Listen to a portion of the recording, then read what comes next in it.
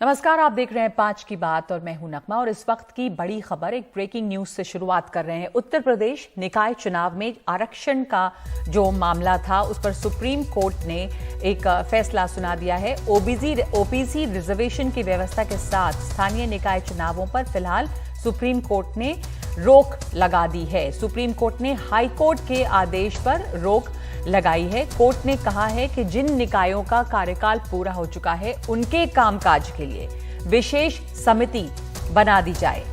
Supreme court ने जनवरी तक चुनाव कराने की हाई कोर्ट के फैसले पर रोक लगाई है। सुप्रीम कोर्ट ने दूसरे पक्ष को नोटिस जारी किया है और नोटिस पर 3 हफ्तों में जवाब मांगा है। हमारे साथ आशीष भार्गव। आशीष, आपसे समझना चाहेंगे कि ये जो पूरा मामला, इस पे हाई कोर्ट ने क्या कहा था जिस पर सुप्रीम कोर्ट ने अब रोक लगाई है और 3 हफ्तों में जवाब भी मांगा है। जो नोटिस दी गई हैं उन पर दूसरे पक्ष को नोटिस जारी की गई है, लेकिन इस समय जो निकाय चुनाव रिजर्वेशन के साथ हो रहे थे उस पर फिलहाल सुप्रीम कोर्ट ने रोक लगाई है। जी देखिए, यहाँ पर मामला ये था कि उत्तर प्रदेश में ओबीसी के तहत स्थानीय निकाय में सीटें आरक्षित की गई थी और चुनाव कराए जाने थे, लेकिन मामला इलाहाबाद हाई कोर्ट पहुंच गया और हाई कोर्ट ने कहा कि बिना ओबीसी के आरक्षण के जनरल सीटों की तरह इन पर चुनाव कराए जाएंगे, क्योंकि ट्रिपल टेस्ट जो सुप्रीम कोर्ट ने तय किया है कि जो एक ट्रिपल टेस्ट होना चाहिए, जो पहले मध्य प्रदेश महाराष्ट्र में भी सुप्रीम कोर्ट ने दखल दिया था कि जिस आरक्षण आप ओबीसी को दे रहे हैं तो पर्याप्त डाटा आपको लेना होगा, एक आयोग बनाना होगा जो ये डाटा इकट्ठा करेगा कि इस पिछड़ा वर्ग जो है स्थानीय निकाय में उसकी जो प्रतिनिधित्व है वो अपर्याप्त है। इसके अलावा 50% से ज्यादा आरक्षित सीटें नहीं होनी चाहिए जैसे सुप्रीम कोर्ट ने तय किया है। ये तब और अनुपातिकता का भी ध्यान रखना है। ये 3 ट्रिपल टेस्ट थे, तो उनको बोला गया था कि बिना ओबीसी आरक्षण दिए आप चुनाव कराइए और 1 हफ्ते के भीतर नोटिफिकेशन जारी करिए। तो सुप्रीम कोर्ट पहुंच गई थी, यूपी सरकार, समाजवादी पार्टी के नेता भी यहाँ पर पहुंच गए थे, विधायक, और आज एक सुनवाई हुई जिसमें सुप्रीम कोर्ट ने राहत दी है योगी सरकार को और स्टे लगा दिया इलाहाबाद हाई कोर्ट के, यानी अभी चुनाव वहां नहीं होंगे। और आयोग को कहा है कि 31 मार्च तक वो अपनी रिपोर्ट जो है वो फाइनल करके दे दें, यानी आयोग अपनी रिपोर्ट बनाएगा, ये रिपोर्ट में तय करेगा, ये बताएगा, ये निष्कर्ष निकालेगा कि ओबीसी को आरक्षण देना वहां इसलिए जरूरी है क्योंकि उनका जो प्रतिनिधित्व है वो बहुत कम है। वो डेटा सब देगा, अनुपातिकता के हिसाब से सब देगा, सीट वाइज सारी चीजें देगा और इसके बाद सुप्रीम कोर्ट में तय करेगा कि आगे क्या हो। लेकिन ये राजनीतिक मसला भी बहुत बड़ा है। मध्य प्रदेश में यही हुआ था, उसके बाद आयोग बना था और फिर सुप्रीम कोर्ट ने इजाजत दी थी। महाराष्ट्र में भी सेम हुआ था। उसी तरह से अब यूपी का केस भी चल रहा है। 3 हफ्तों में दूसरे पक्ष को जवाब देना है, नोटिस जारी हुआ है, तो लिहाजा यूपी सरकार के लिए एक बड़ी राहत यहाँ पर है। जी, उत्तर प्रदेश में यूपी सरकार के लिए, योगी सरकार के लिए ये एक बड़ी राहत है। सुप्रीम कोर्ट ने हाई कोर्ट के आदेश पर रोक लगाई है। धन्यवाद आपका आशीष भार्गव।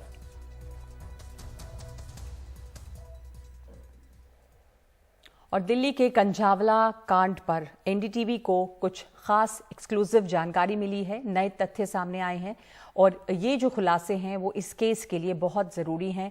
कंझावला केस में अंजलि नाम की लड़की को एक गाड़ी ने टक्कर मारी और फिर कई किलोमीटर तक उसके शरीर को गाड़ी में फंसकर घसीटती चली गई और बाद में उसकी मौत हो गई, जिसमें 5 आरोपी पुलिस की रिमांड पर हैं।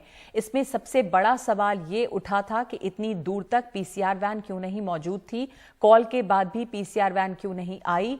सूत्रों के हवाले से पुलिस रिपोर्ट की जो जानकारियां आई हैं उसके मुताबिक 13 किलोमीटर के रूट पे 5 पीसीआर वैन तैनात थी। 5 से 6 पीसीआर कॉल भी हुई है। चश्मदीद दीपक दहिया से पुलिस वालों ने 20 से ज्यादा बार बात की। बाद में आरोपियों को पकड़ने के लिए कुल 9 पीसीआर वैन लगाई गई। आरोपियों को स्थानीय पुलिस भी खोज रही थी। पहली पीसीआर कॉल रात 2:18 पे हुई है जब दुर्घटना की शिकायत मिली। पीसीआर वैन से आरोपी को नहीं पकड़ने के पीछे कोहरे को वजह बताया गया है। आरोपियों को पता था कि उन्होंने स्कूटी पर सवार लड़की को टक्कर मारी है। ये पता चल गया था कि कार में कुछ अटका हुआ है। 2-3 बार गाड़ी को उन्होंने आगे पीछे किया। करीब 2.5 किलोमीटर घसीटने के बाद आरोपियों ने लड़की का हाथ देखा था, लेकिन रास्ते में पीसीआर वैन खड़ी देख उन्होंने गाड़ी को रोका नहीं। लड़की के शरीर कार से अलग हो जाए, इसके लिए उन्होंने 4 बार से ज्यादा यू टर्न लिया है। तो ये तमाम बातें अब इसमें सामने आ रही हैं। हादसे के वक्त अंजलि की दोस्त निधि भी उसके साथ थी, लेकिन उसे मामूली चोट आई। वो डरकर सीधे अपने घर चली गई। हमारे सहयोगी मुकेश सिंह सेंगर ने अंजलि की दोस्त निधि के पड़ोसी निशांत से बात की है। मेरे साथ निशांत हैं, जो कि अंजलि की सहेली के पड़ोस में रहते हैं। निशांत से बात करते हैं। निशांत, जब 1 तारीख की रात को यहाँ पर अंजलि की सहेली पहुंची थी, आप कहाँ थे, क्या कुछ हुआ था? मैं यहीं पर ही, मतलब यहीं पे बैठा पड़ा था, पिछड़ना मैं यहीं पर ही था और मेरा भाई यहाँ पर ही बैठा पड़ा था। ऐसे ही यही तसला था, आग जली हुई थी और हुक्का रखा हुआ था, मुक्का उक्का पी रहे थे।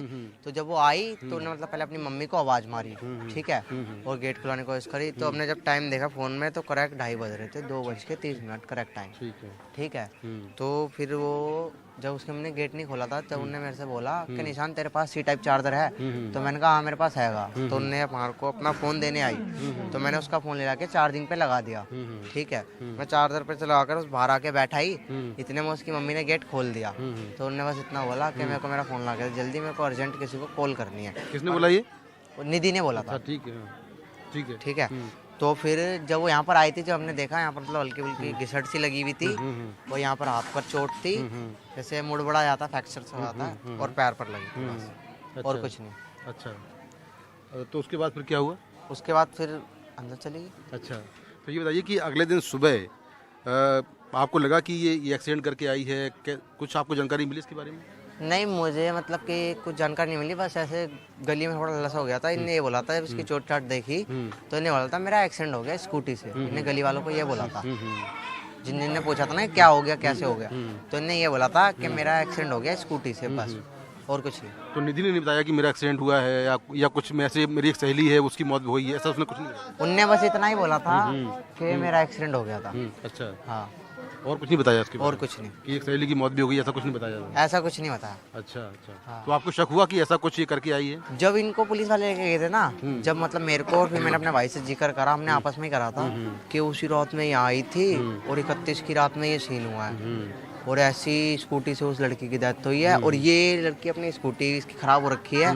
तो वहाँ को थोड़ा डाउट हुआ उनका, यार इसकी स्कूटी भी यहीं खड़ी थी, क्या पता ये उसके साथ हो, कोई जान पहचान वाली हो, मतलब डाउट हुआ। और फिर हमने सोचा पता नहीं, वो तो बाकी जो सच्चाई होगी सामने आ ही जाएगी, पर फिर वो सुबह हकीकत आ गई थी सामने। ये है निशांत, जिनका कहना ये है कि निधि के आने के बाद उसने अपना चार्जर उनको दिया और उसने कहा कि उसे बहुत जल्दी में एक फ़ोन करना है। उसके बाद उसने फ़ोन दिया और उसने कहीं फ़ोन किया, लेकिन उसने किसी से नहीं बताया कि कोई दुर्घटना हुई है जिसमें उसकी सहेली मारी गई है, और उसने दुर्घटना के बारे में भी बहुत ज़्यादा कुछ नहीं बताया। जब 2 तारीख को शाम को यहाँ पर पुलिस पहुँची तब पड़ोसियों को मालूम चला कि कोई दुर्घटना हुई है और उसमें निधि भी साथ में थी।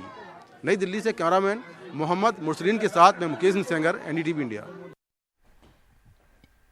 तो मुकेश इस खबर पे लगातार रिपोर्ट कर रहे हैं, इसके तमाम पहलुओं को जान रहे हैं। आज कुछ नई जो एक्सक्लूसिव जानकारियां पुलिस के सूत्रों से भी मिली हैं वो मुकेश ने ही हासिल की हैं, जो हमने आपको बताया। हमारे साथ मुकेश इस वक्त स्टूडियो में मौजूद हैं।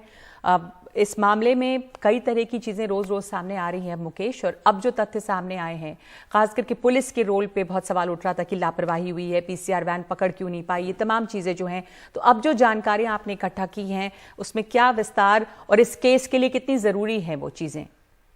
देखिए, अंजलि की पर्सनल लाइफ क्या थी एक अलग पहलू है और हम उस पहलू को रिपोर्ट नहीं कर रहे हैं बहुत ज़्यादा, लेकिन जो दुर्घटना हुई है ये अपने आप में एक बहुत जघन्य अपराध है। खासतौर से जिस तरह से 2 बजे ये पूरी दुर्घटना हुई और 2 बजे के बाद से जो शव मिला है वो मिला है 4:40 पे, यानी कि 2 घंटा 40 मिनट के बाद शव मिला है। तब तक आरोपी अंजलि को अपनी गाड़ी में फंसाकर घूमते रहे और लगातार PCR कॉल होती रही। पहली PCR कॉल 2:18 पर हुई, जिसमें बताया गया कि दुर्घटना हुई है और एक स्कूटी यहाँ पर पड़ी हुई है। उसके बाद फिर लगातार 5 पीसीआर कॉल हुई, जिसमें एक पीसीआर कॉल 3:24 पर हुई जो दीपक ने की, और उसने कहा कि एक गाड़ी है जिसमें शव लटका हुआ है और इस गाड़ी ने मेरी डेयरी के सामने 3 बार यूटर्न लिया है। इसके बाद जो लास्ट पीसीआर कॉल हुई वो हुई 4:26 और 4:27 पर, जो कि कंझावला के जॉन्टी विलेज के पास हुई और एक साहिल नाम के शख्स ने की। उसने कहा कि एक शव यहाँ पर पड़ा हुआ है। लेकिन इतनी सारी पीसीआर कॉल होने के बाद भी लगातार जिस तरह से आरोपी मूव कर रहे थे, और पहले 5 पीसीआर वैन को लगाया गया, लेकिन जब ये लगा कि ये कॉल बहुत सीरियस है तो इसमें 9 पीसीआर वैन को लगाया गया। 9 पीसीआर वैन के अलावा जो लोकल पुलिस थी वो भी वहां पर मूव कर रही थी, जो आरोपी थे उनको ढूंढ रही थी, लेकिन कोई भी पीसीआर आरोपियों को नहीं पकड़ पाई। जब आरोपी वहां से निकलकर 4:40 के बाद अपने घर पहुंच गए और गाड़ी खड़ी कर दी, तब पुलिस ने जाके अगले दिन सुबह उनको पकड़ा है। तो निश्चित तौर पर इसमें बहुत बड़ा नेग्लिजेंस है, क्योंकि गाड़ी जो आरोपी की गाड़ी थी वो 4 थाना क्षेत्रों इलाके से गुजरी।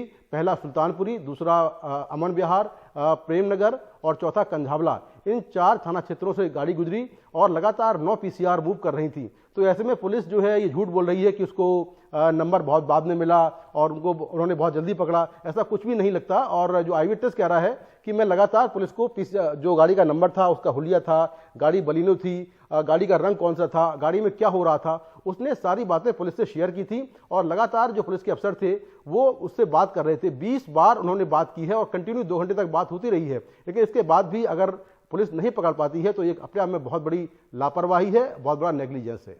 तो मुकेश, इसमें पुलिस की जो लापरवाही सामने आ रही है, जो नेग्लिजेंस, क्योंकि इतनी सारी पीसीआर वैन उस रूट पे थी, बावजूद इसके इस चश्मदीद ने इतनी बार फोन किया पर पुलिस वहां पहुंचती मौके पर गाड़ी पकड़ पाती, ये बहुत इसमें देर हुई है। अगर ये पहले हो गया होता तो शायद लड़की की जिंदगी बच सकती थी, क्योंकि कई किलोमीटर तक वो घिसटती गई है इस गाड़ी में।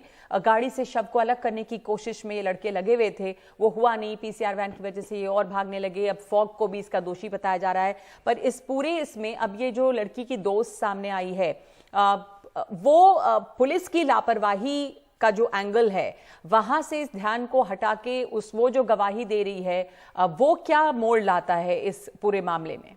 देखिए, उसकी गवाही काफी इंपॉर्टेंट है, क्योंकि वो बता रही कि किस तरह से घटना हुई और आरोपियों ने गलती की, उसने गाड़ी चढ़ाई, उसके बाद 3 बार गाड़ी को आगे पीछे किया और वहां से भाग गए। ये सारी बातें उसने बताई हैं। लेकिन कुछ बातें वो ऐसी बता रही है जो शायद अगर नहीं बताती तो भी ठीक रहता। जो लड़की जिसकी मौत हो गई है, अंजलि की, उसके करैक्टर के बारे में बहुत सारी बातें वो बता रही है कि उसने बहुत शराब पी रखी थी या कुछ और चीजें बता रही है।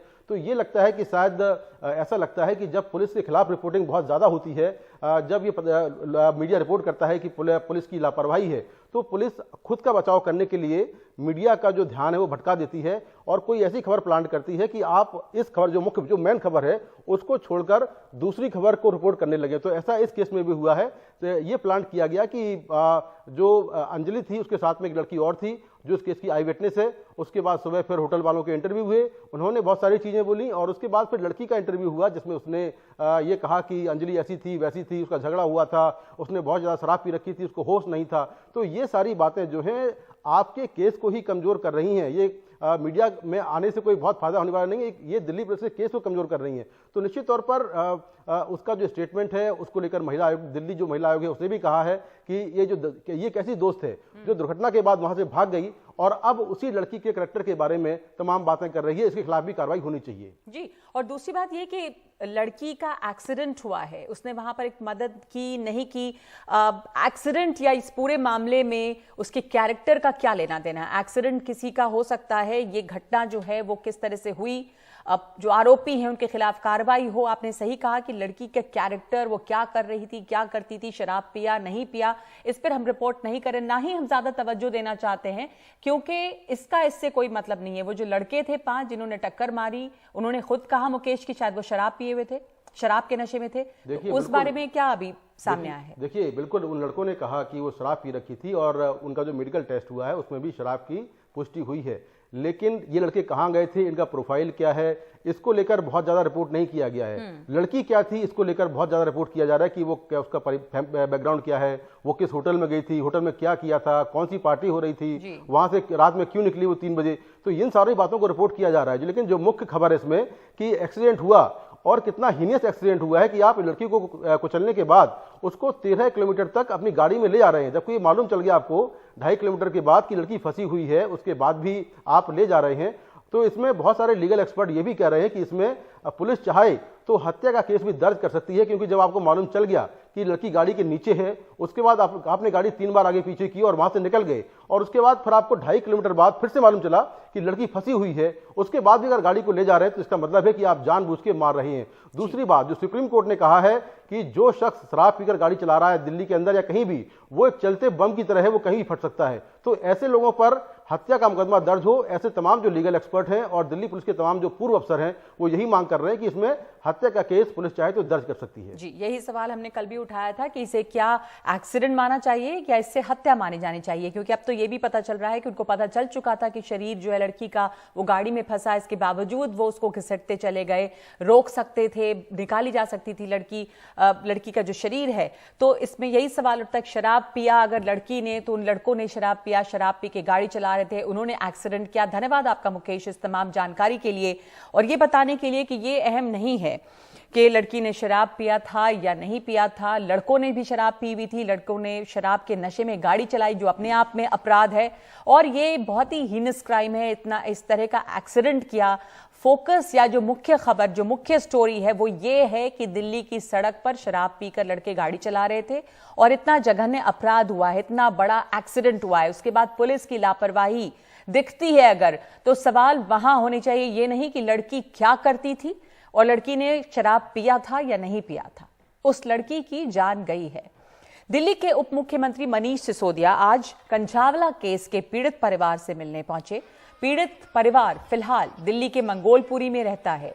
सिसोदिया ने कहा कि पीड़ित परिवार को सरकार हर मदद मुहैया कराएगी।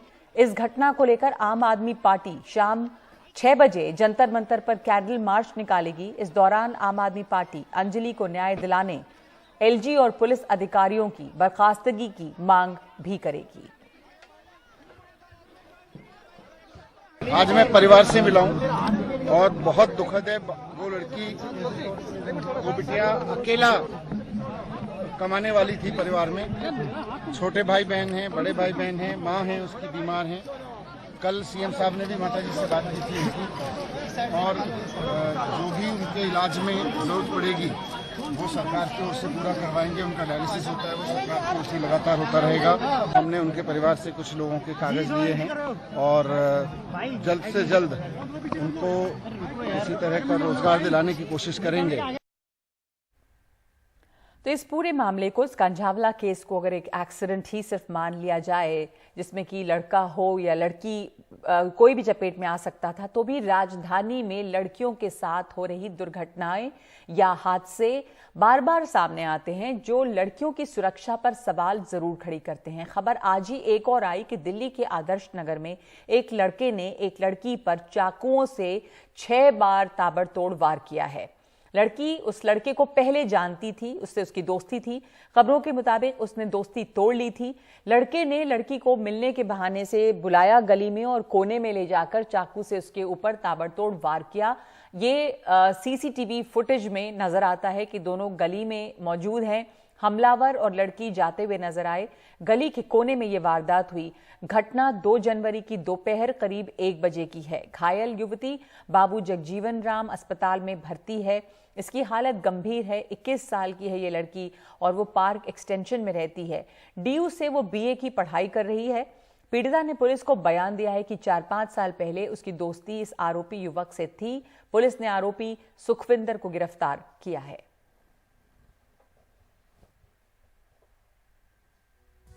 और उत्तराखंड के हल्द्वानी में 4000 से ज्यादा घरों पर बुलडोजर के खिलाफ कल सुप्रीम कोर्ट में सुनवाई।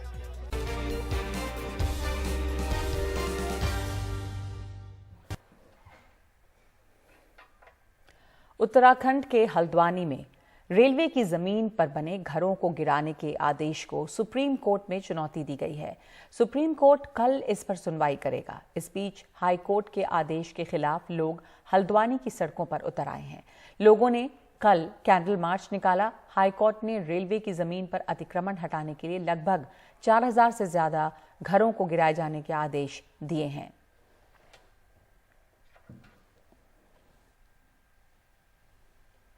20 तारीख को जो ऑर्डर है माननीय उच्च न्यायालय के, तो उसके अनुसार जितने भी ऑक्यूपेंट्स हैं यहाँ पे, तो उनको हटाया जाना। ये रेलवे की भूमि पे है, लगभग 70 एकड़ लैंड है और उसमें 4365 के करीब रेजिडेंट्स हैं जो रह रहे हैं आज की डेट में, और इनको हटाया जाना। इसके लिए हमारी तैयारी पूरी चल रही है। तो जितने मजिस्ट्रेट की आवश्यकता थी, पैरामिलिट्री फोर्स की आवश्यकता थी, उसकी डिमांड हम लोगों ने कर दी है और आने वाले कुछ समय में हम इनको हटाएंगे। प्रशासन की तरफ से साफ कहा जा रहा है कि आने वाले समय में तमाम सुरक्षा के साथ इस अतिक्रमण को हटाया जाएगा, लेकिन लोग यहां सड़कों पर हैं इस कड़कड़ाती ठंड में।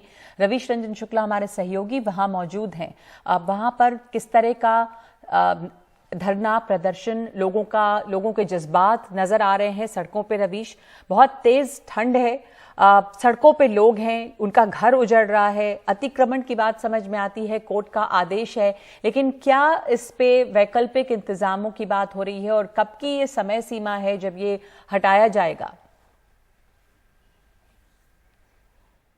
जी देखिए नगमा, नैनीताल हाईकोर्ट ने तो ये फैसला दिया है कि मेरे ठीक पीछे ये आप देख सकते हैं कि ये पूरा जो इलाका है, तकरीबन 4365 यहाँ पर घर हैं, उनको हटाने का आदेश नैनीताल हाईकोर्ट ने दिया है।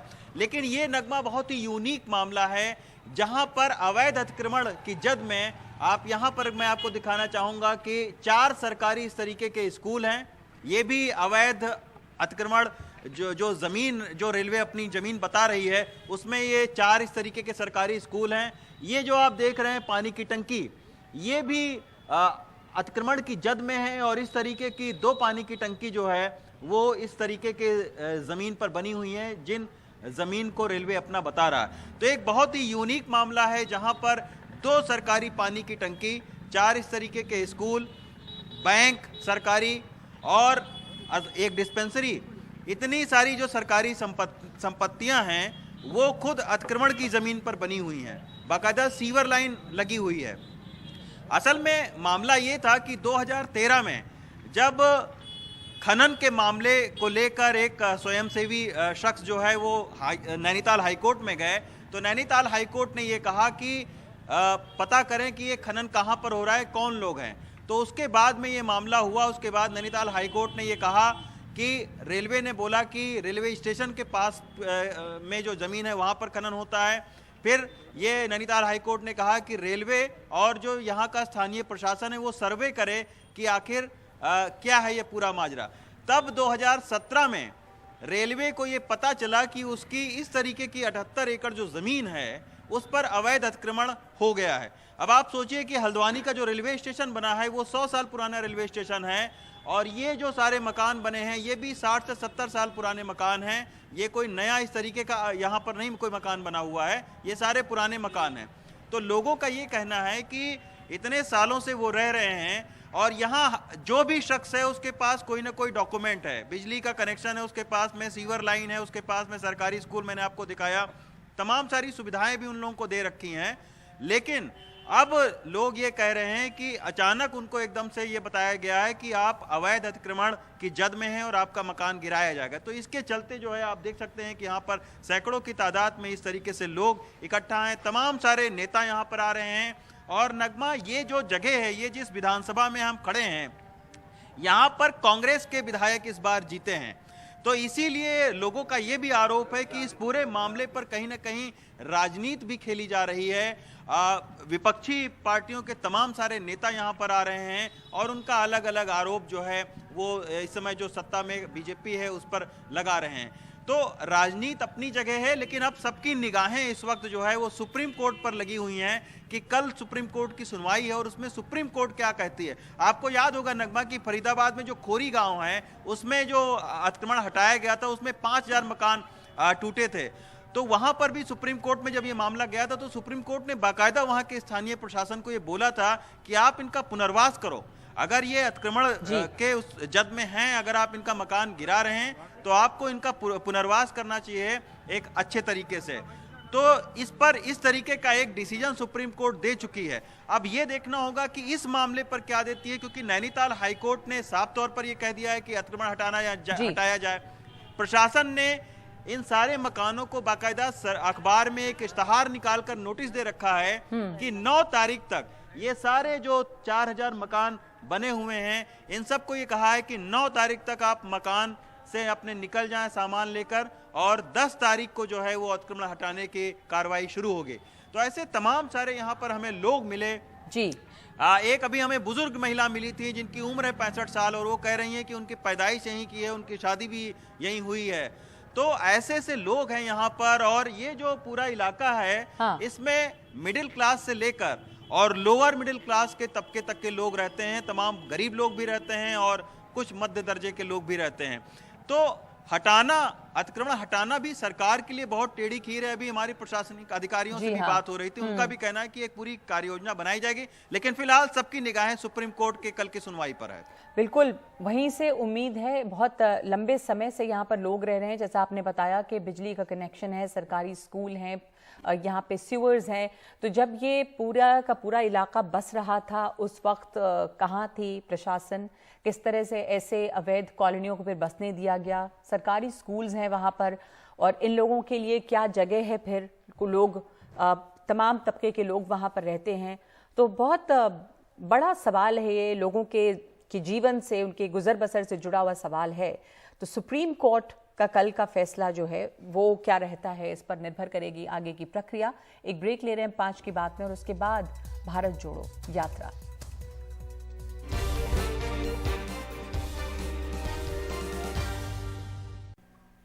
भारत जोड़ो यात्रा में आज 109वें दिन राहुल गांधी लोनी से बागपत के रास्ते शाम को शामली जिले में पहुंचेंगे।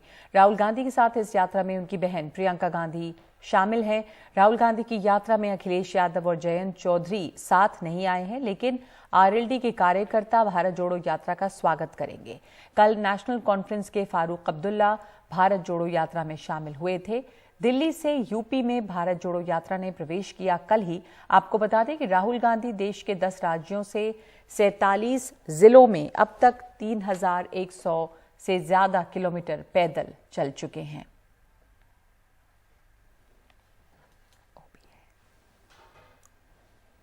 इस वक्त हमारे साथ जुड़े हैं मेरे सहयोगी सौरभ शुक्ला।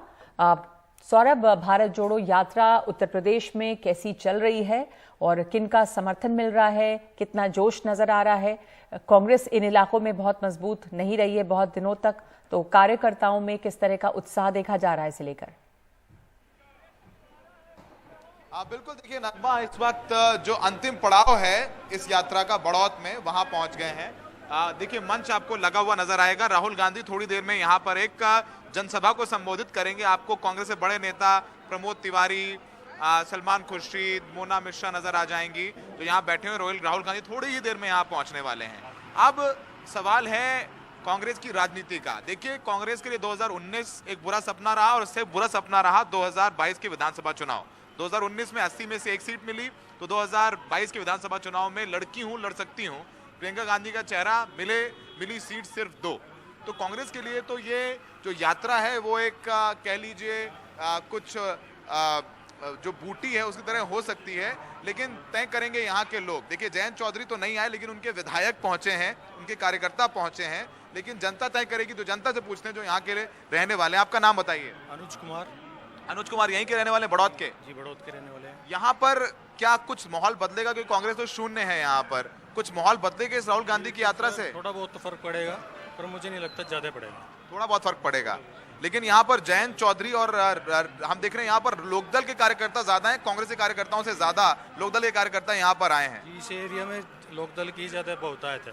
लोकदल की ज्यादा है, तो लोग ये कह रहे हैं कि यहाँ पर अगर जयंत चौधरी और राहुल का कुछ बन गया तो फायदा होगा कांग्रेस। बहुत ही ज्यादा फायदा होगा। सर, आपका नाम बताइए। मेरा नाम योगेश कौशिक। कौशिक साहब यहीं के रहने वाले हैं? हाँ जी, मैं लोकल हूँ, बागपत खेगड़ा के रहने वाला हूँ। कहीं है तो ये यहाँ पर यात्रा चल रही है इसी रास्ते से। कभी बाबा टिकैत चले, कभी चौधरी चरण सिंह चले। रिकॉर्ड फेल कर दीजिए, आज तक ऐसी यात्रा नहीं हुई। अच्छा, हाँ जी। तो ये बताइए कि मेरे को पूछना नहीं चाहिए, लेकिन राजनीतिक रूप से आप अपनी बात करिए कौशिक साहब। हाँ जी। आपके जहन में कुछ कांग्रेस के लिए है उम्मीद, चेतना है? हाँ जी, अब लोगों में पूरा झुकाव हो रहा है कांग्रेस की तरफ। यहाँ पे तो हमारा ये जाट बेल्ट है, मतलब वो है चौधरी साहब का वो है। अगर गठबंधन हो जाएगा तो क्लीन स्वीप हो जाएगा जी। गठबंधन हो जाएगा तो हाँ, भाजपा का क्लीन स्वीप हो जाएगा। भाजपा का क्लीन स्वीप हो जाएगा या भाजपा को हटा देंगे? हटा देंगे, जड़ से खत्म करना। आओ, भाजपा यहाँ- तो केवल मंदिर मस्जिद अच्छा ठीक है, और पाकिस्तान, इससे अलावा इसका और कोई काम नहीं है ठीक पाकिस्तान। है। और लोगों से बात करते हैं। आप यहीं के रहने वाले हैं? क्या नाम है आपका? मोहम्मद यूनुस कामरेड। चाचा, क्या लग रहा है, माहौल कुछ बदलेगा कांग्रेस का? बदलेगा क्यों नहीं? क्योंकि आप लोग तो कभी वोट देते नहीं कांग्रेस को। नहीं क्यों देते? पहले मुस्लिम तो पहले सूर्य वोट देता है। मुस्लिम समाज जो है कांग्रेस को वोट देता है कि सपा को देता है? वो सपा को बाद में लगा। पहले तो ये मुस्लिम समाज जो है कांग्रेस का वोट रहा। तो लगता है कि इस बार माहौल बदलेगा लोकसभा में? बदलेगा। राहुल गांधी का माहौल कुछ बन रहा है यहाँ पे कि नहीं बन रहा है? बढ़िया, बहुत बढ़िया बनना, बहुत बढ़िया बन रहा है। बहुत बढ़िया वाला। तो नगमा देखिए, अब ये तय जनता को करना है। हमने तो माइक उनकी तरफ कर दिया, अब जनता ने सुनाई अपनी बात। देखिए, राहुल गांधी को लेकर के एक जो परसेप्शन था, कांग्रेस को वोट मिले ना मिले, लेकिन यूपी में जो परसेप्शन था वो बदल रहा है। लोग कह रहे नहीं, लड़का चल रहा है 31 ठंड में चल रहा है, लोगों से मिल रहे हैं, जुल रहे हैं। अखिलेश नहीं आए, जयंत नहीं आए, लेकिन उनकी चिट्ठी ही समर्थन की लोगों के बीच में ये है कि नहीं देखिए ठीक है, अगर साथ नहीं है तो खिलाफ भी नहीं है, तो कम से कम सैद्धांतिक तौर पे तो साथ है, लेकिन 2024 में विपक्षी एकता ही कांग्रेस की नैया पार लगाएगी। ये है 100 बात की एक बात। नगमा, बिल्कुल सही बात आपने कहा। वहाँ पे मंच तैयार है, वहाँ पे राहुल गांधी पहुंचने वाले हैं, अपने आखिरी पड़ाव पे है इन जिलों में अभी ये यात्रा जो है और आगे बढ़ेगी। धन्यवाद आपका सौरभ शुक्ला इस चर्चा के लिए। ये जरूर है कि इससे उत्साह बहुत बढ़ा है उन इलाकों में जहाँ जहाँ राहुल गांधी जा रहे हैं। कांग्रेस के कार्यकर्ताओं में जोश है। एक ब्रेक ले रहे हैं इस वक्त हम 5 की बात में।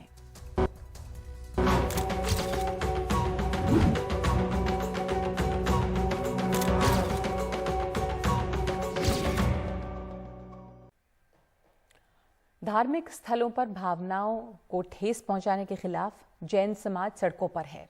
अपने तीर्थ स्थानों को पर्यटन स्थल बनाए जाने का विरोध कर रहा है जैन समाज। मुंबई के आज़ाद मैदान में आज जैन समाज की एक बड़ी रैली हुई है। आपको बता दें कि झारखंड के गिरिडीह में सम्मेद शिखर जी तीर्थ और गुजरात में भावनगर के पालिताना तीर्थ को बचाने की मांग को लेकर ये रैली आयोजित की गई है। झारखंड सरकार ने गिरिडीह जिले में सम्मेद शिखर जी और आसपास के इलाके को पर्यटन स्थल घोषित किया है, जिसका जैन समाज खुलकर विरोध कर रहा है।